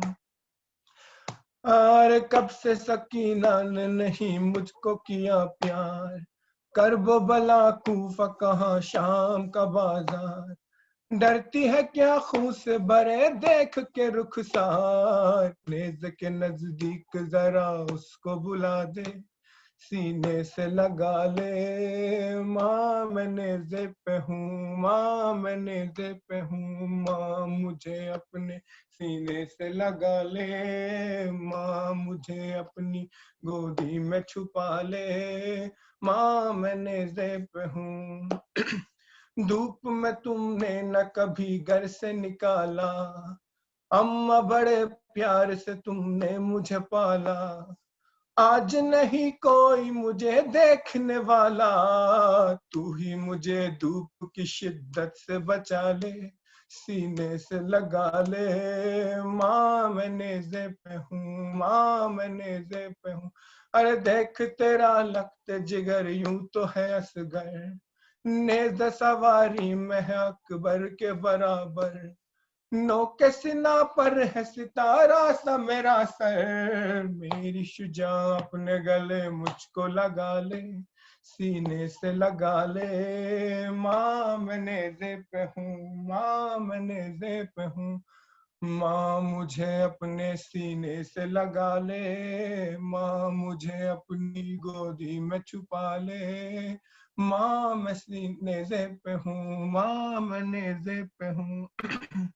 بابا کا سر بھائی کا سر نو کے سنا پر آپ کے سر پہ نہیں اماں کوئی چادر کیسے میں برداشت کروں اب میں یہ منظر اڑتی ہوئی خاک سے منہ اپنا چھپا لے سینے سے لگا لے ماں میں نیزے پہ ہوں ماں میں نیزے پہ ہوں. ٹکڑے کلیجے ہوا بانوں کا ہر کیا نیزے پہ گویا ہوا جب چھوٹا سا قرآن ماں کی یہ آواز تھی بس سرور و ریحان ساتھ ہو آزاد تو ارمان نکالے सीने से लगा ले माँ मैं नेज़े पे हूँ माँ मैं नेज़े पे हूँ माँ मुझे अपनी सीने से लगा ले माँ मुझे अपनी गोदी में छुपा ले माँ मैं नेज़े पे हूँ माँ मैं नेज़े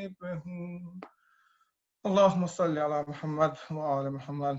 جزاك الله خير. Allahumma salli ala Muhammad wa ala Muhammad. Before I start Ziyarat Ashura, those of you who want to donate to Alrasool Islamic Center, I have on your chat the PO box number, and then you can send your donation, whoever are willing, inshallah.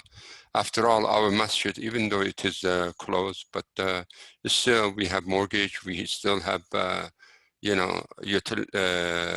maintenance, utility, all the fees. Please help us out on this time. I know some of you are struggling, and alhamdulillah, may Allah increase your wealth. And then anybody want come forward to let me know. Otherwise, I will start the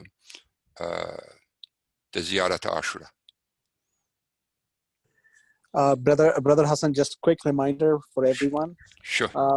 We have already sent out an email regarding tomorrow morning program. So we do have a Day of Ashura program, inshallah. Yes. We will start at 9:30 a.m. in the morning with the Maqtal in English. So inshallah at 9:30 we will start, and our program will go close to Zuhr prayer, inshallah. So inshallah. So please join our program, inshallah, 9:30 a.m. in the morning with Maqtal in English, inshallah. Inshallah.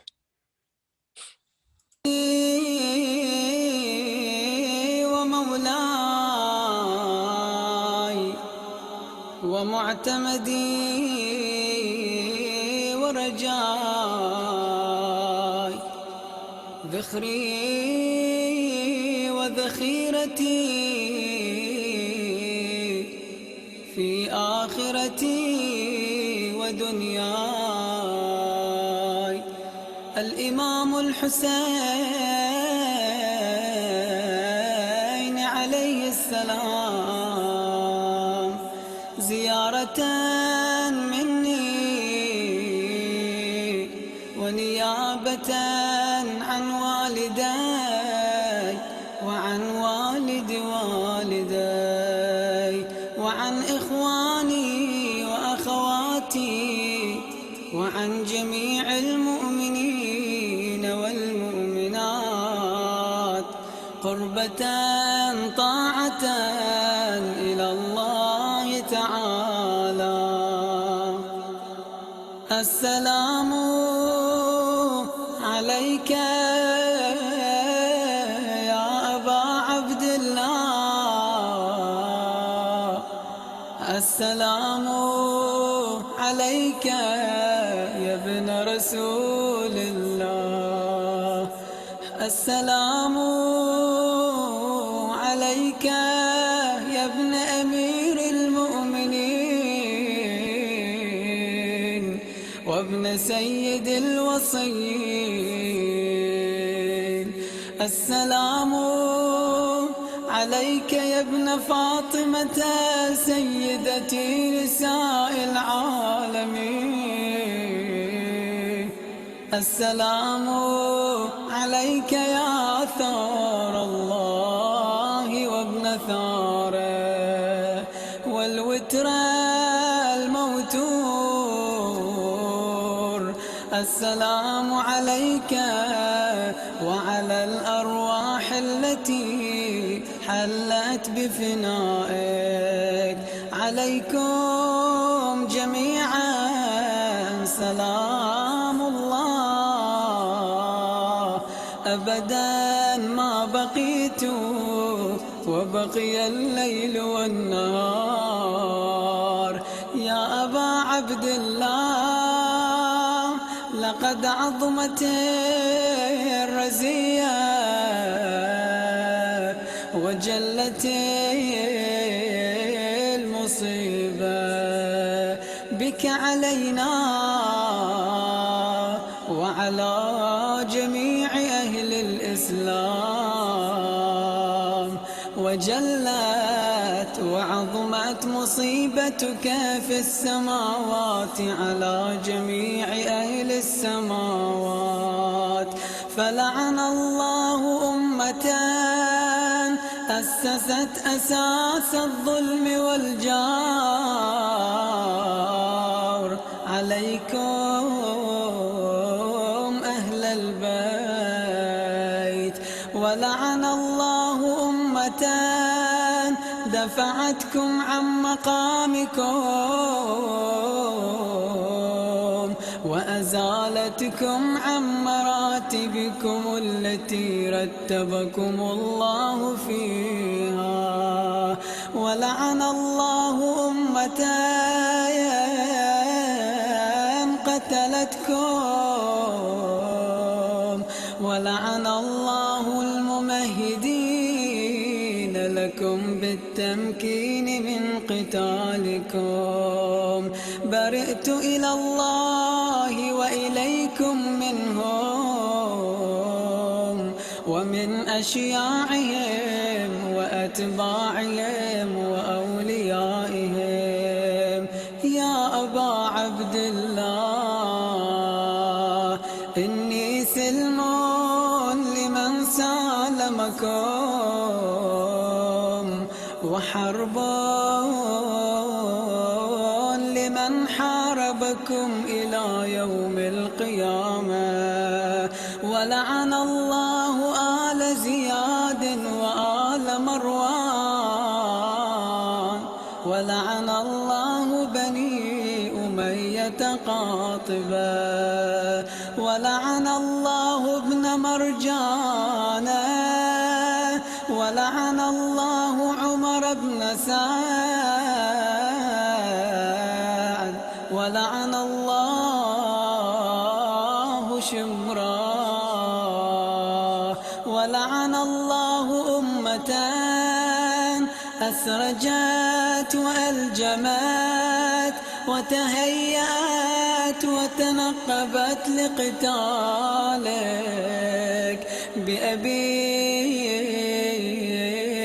أنت وأمي. لقد عظم مصابي بك، فأسأل الله الذي أكرم مقامك وأكرمني بك أن يرزقني طلب ثأرك مع إمام منصور من أهل بيت محمد صلى الله عليه وآله. اللهم اجعلني عندك وجيها بالحسين عليه السلام في الدنيا والآخرة. يا أبا عبد الله إني أتقرب إلى الله وإلى رسوله وإلى أمير المؤمنين وإلى فاطمة وإلى الحسن وإليك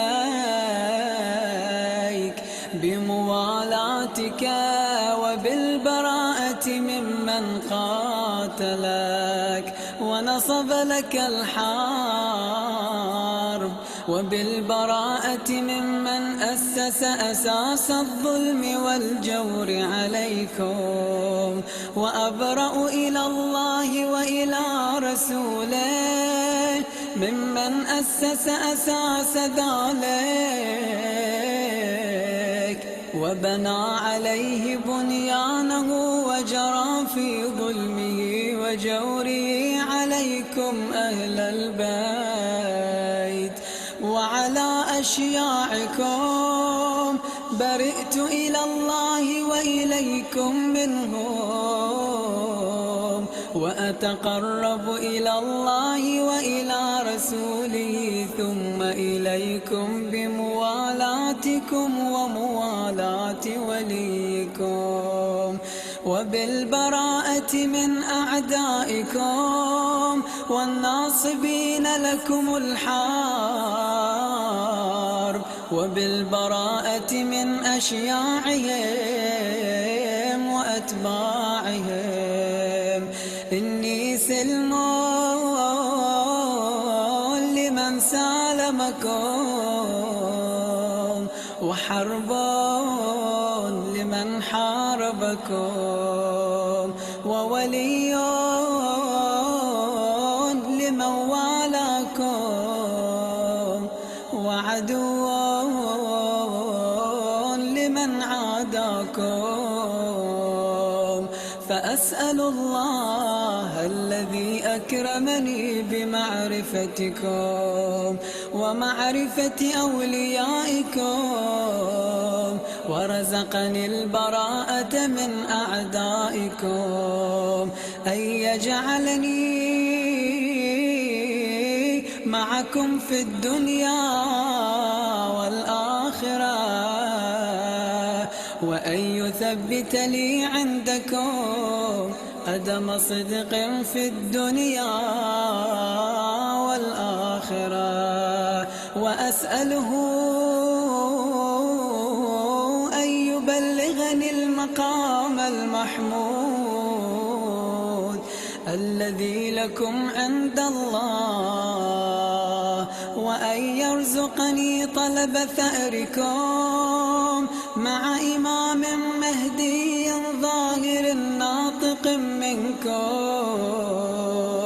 وأسأل الله بحقكم وبالشأن الذي لكم عنده أن يعطيني بمصابي بكم أفضل ما يعطي مصابا بمصيبته، مصيبة ما أعظمها وأعظم رزيتها في الإسلام وفي جميع أهل السماوات والأرض. اللهم اجعلني في مقامي هذا ممن تناله منك صلوات ورحمة ومغفرة. اللهم اجعل محياي محيا محمد وآل محمد، ومماتي ممات محمد وآل محمد. اللهم إن يوم قتل الإمام الحسين يوم تبركت به بنو أمية وابن آكلة الأكباد، اللعين ابن اللعين على لسانك ولسان نبيك في كل موطن وموقف وقف فيه نبيك. اللهم العن أبا سفيان ومعاوية ويزيد بن معاوية، عليهم منك اللعنة أبد الآبدين. يوم فرحت به آل زياد وآل مروان بقتلهم الحسين عليه السلام. اللهم فضاعف عليهم اللعن منك والعذاب الأليم. اللهم إني أتقرب إليك في هذا اليوم وفي موقفي هذا وأيام حياتي بالبراءة منهم واللعنة عليهم وبالموالاة لنبيك وآل نبيك عليهم السلام. اللهم العن أول ظالم ظلم حق محمد وآل محمد، وآخر تابع له على ذلك. اللهم العن العصابة التي جاهدت الحسين عليه السلام وشايعت وبايعت وتابعت على قتله. اللهم العنهم جميعا. السلام عليك يا أبا عبد الله وعلى الأرواح التي حلت بفنائك. عليك مني سلام الله أبدا ما بقيت وبقي الليل والنهار، ولا جعله الله آخر العهد مني لزيارتكم. السلام على الحسين وعلى علي بن الحسين وعلى أولاد الحسين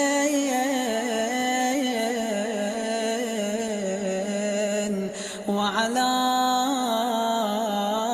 أصحاب الحسين.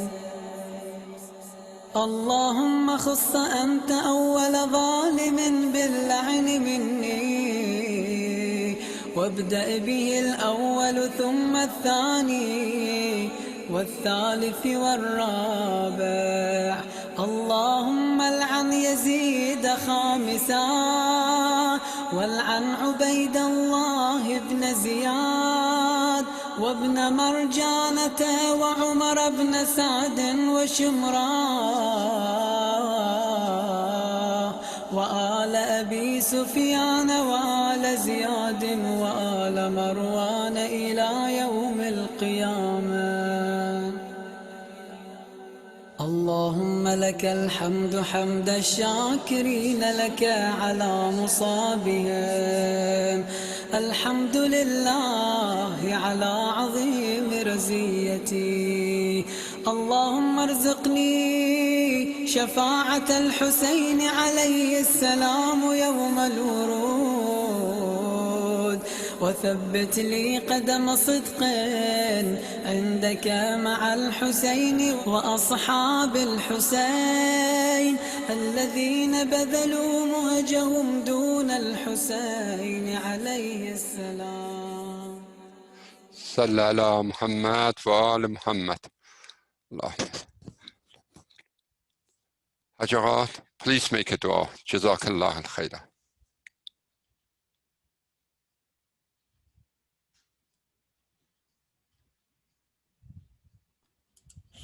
اللهم صل على محمد وآل محمد. اللهم كن لوليك الحجة ابن الحسن صلواتك عليه وعلى آبائه في هذه الساعة وفي كل ساعة وليا وحافظا وقائدا وناصرا ودليلا وعينا حتى تسكنه أرضك توءا وتمتعه فيها طويلا برحمتك يا أرحم الراحمين. اللهم صل على محمد وعلى Assalamu alaikum jami'an. Ahsantum barakallahu feek. May Allah increase your tawfiqat. Inshallah, please remember all of those who are in need, all of those who are mazloom in your du'as, and pray for the hastening of the return of our Imam, inshallah. Assalamu alaikum wa rahmatullah.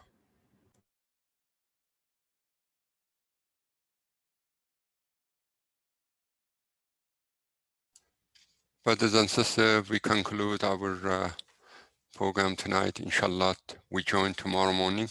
Inshallah, at 9:30 again, as Brother Ahmed said, that the Maqtal of Imam Husayn in English, and then that will take until to about we start 9:30, that will go until 11 o'clock.